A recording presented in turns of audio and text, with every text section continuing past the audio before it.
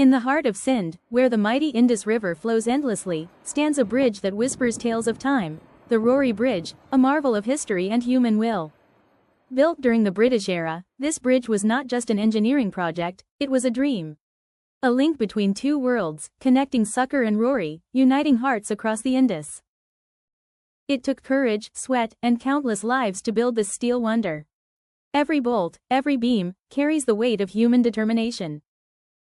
Around it, the ancient city of Rohri tells its own story, of traders, mystics, and kings.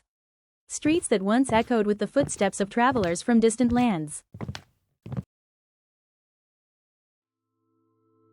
Beneath the giant arches, life still moves, slow, strong, and unstoppable, just like the Indus itself. Each train that crosses this bridge carries not just passengers, but generations of dreams, stories, and hope.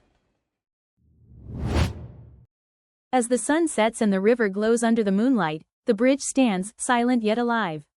A witness to time, a symbol of resilience.